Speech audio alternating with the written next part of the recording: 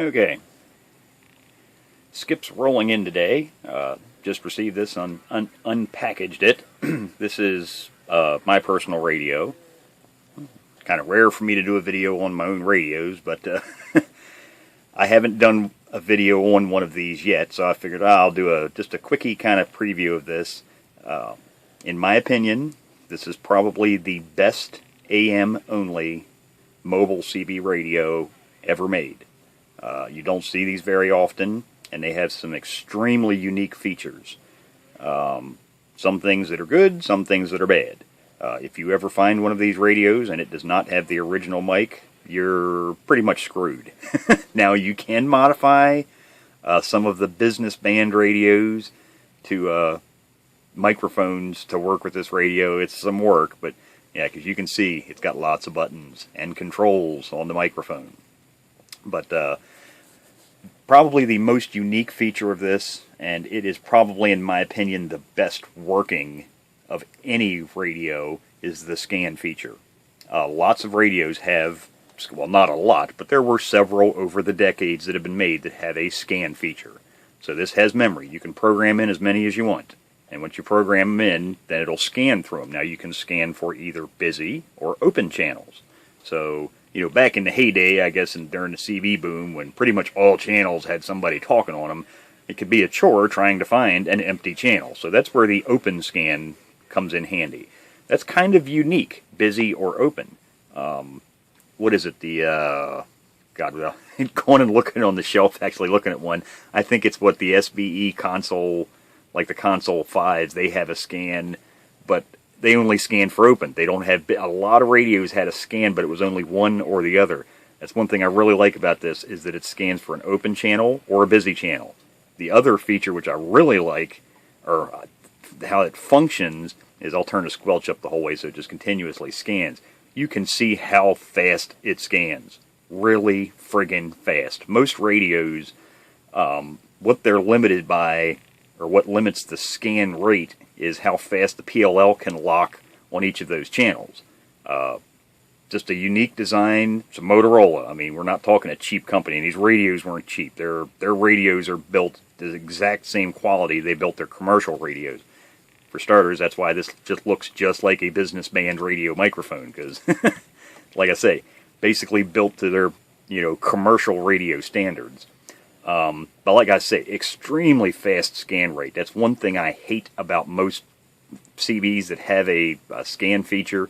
It's a blasted slow Christ. By the time, you know, it goes from, you know, the first channel you have programmed into scan to the last, hell, somebody could have already called for you, and you've completely missed it. This one, yeah, it's fast. Now I have, see how many channels I got programmed in here. Okay, so I got 7, so 7, 9, damn it. Go back down, start over again here. Oh, wait a minute. Go back to memory. There we go. So yeah, I got 7, 9, 11, 17, 19, and 20. So there's 6 channels programmed in there, and you can see how fast it goes through. Really, really fast. Now, other extremely unique features to Motorola radios, and only a few had it, were some of the other features on the radio. Notice this has something you don't really see on anything else. IF gain. So it has an RF gain, an IF gain, and notice the A&L is not a switch. The A&L is another adjustable control. So your noise limiter is, you know, infinitely variable through its entire range. The IF gain, if you look down here, it says Vericom. Both of these, you can actually turn them. You'll hear that click. So you can turn the Vericom on and all. You know, when you switch into here, when you start adjusting the RF or IF gain, you're turning the Vericom off. Or actually, that's your variable, or you can make it automatic. You know, with them both like that. So, and IF gain, everybody's familiar with RF gain. That's your standard. Most all radios have that. But IF gain is actually the intermediate frequency gain. So you can intercept the signal at a different point in basically the amplifier circuits the receive amplifier circuits and adjust it there. And if you play with these controls, it really helps on trying to cut out noise or adjacent channel splatter. It's really good between these two controls. It takes some playing with it and getting used to it because, like I say, it's kind of a unique feature of these radios. But you use these, man, it's one of the quietest receivers if you get them adjusted just right, man. And like I say, with the automatic noise limiter as well, that's another unique feature. It's not just on off. You can adjust this to the point that's perfect. It's just cutting out the noise, but it's not limiting the actual signal you want to listen to. So go back to doing a little bit of listening, and as you can see, this radio works. It also transmits. It's doing. I had it hooked up to the dummy load over there. I think it was doing like about 4-watt dead key and a swinging, about 12 watts peak to peak. Now I have not even taken the covers off of this yet. I will, so you can see the inside. But this has a built-in. Remember, this has 4 buttons, up and down, and then there's the reverse. But it also has a mic gain button, so this is also a power mic, and that's your mic gain right there. So basically, a built-in power mic. Like I say, really good sounding radios.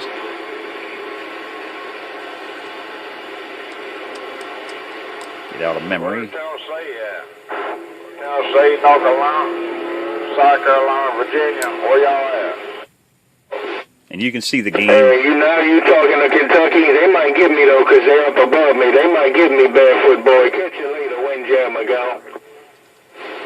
But you can see. Where's Maryland at? I hear y'all calling me, too, man. Good evening. Good evening to all those stations calling Windjammer. I hear you, man. It's just that you're real low in the noise level, but I hear everyone calling me. Good evening to you, Windjammer, go. Where's Ohio, Illinois, Indiana, Pennsylvania, New Jersey, Audio, New York, where y'all at? Hello, New Hampshire. So you can see I've almost eliminated the majority of the background noise. Look back in Georgia. I've almost eliminated the majority of the background noise. Now if I just put this back to the normal setting, and once this loud talker gets off, we can actually hear how much noise there is. As long as I don't run out of ice cream sandwiches, she gonna give me a lap dance all night. Windjammer, Georgia, go.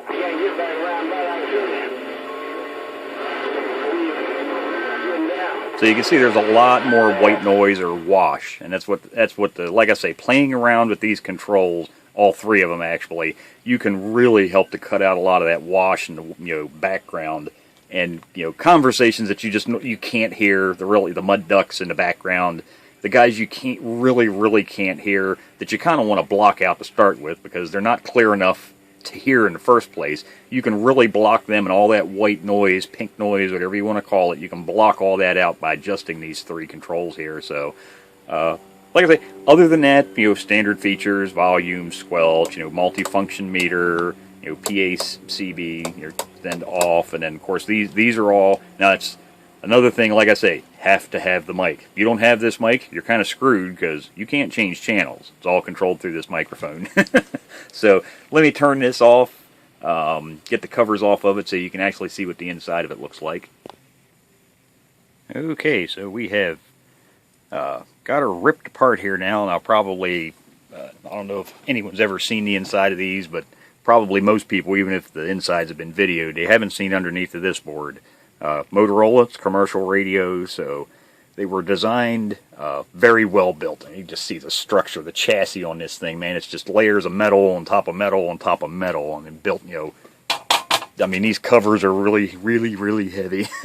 It's one of those radios you could kill somebody with real easily. But in any case, they made them fairly easy to service. A lot of people would probably pop the top cover and go, oh my god, it's stacked dual circuit board. It's going to be a pain in the butt to work on. Nope, very easy. 4 screws. 1, 2, 3, 4. Unplug this plug. Unplug this ribbon cable. And then there's 2 more header sockets here that go down the pins that are sticking up from the bottom. And this board just lifts up and out of the radio. So it's completely removed. And then you can get down in to the bottom side of the radio. And here's the inside. Now, if you do ever service these, of course, replacing components on these for the average person is going to be a lot trickier than, for me with, proper desoldering equipment. But if you do work on these, just be careful. Remember, these are dual-sided circuit boards. So you can see all those circuit traces on the top, and of course there are circuit traces on the bottom. So, through-plated holes. So just use a caution when you're removing and replacing components, because you don't want to damage your circuit boards and the circuit traces. So, but there you go. There's the actual inside, or the guts or heart of the radio. It's a very well designed, really, really well built. Of course, pretty much all the semiconductors are Motorola. They're not going to make a radio and go sticking a bunch of other people's components in there. So as you can see, Motorola. But like I say, really well built radios, and rather rare. You don't see these very often. So I just wanted to give a little show and tell on these. I think this is, I'd have to check my inventory, but it's probably at least my 5th. This might now be my 6th radio. I got it for a steal. In my opinion, it was a steal. It was $100. And for a working radio, I can't beat that. The only thing I need to do to it, because it does work, all functions work, the only thing I need to do, it won't be now, because that's something I never do seem to have, is time. But I will recap this at some point. So change out all the electrolytic capacitors in here. And this does, it's kind of another thing kind of unique to Motorola's.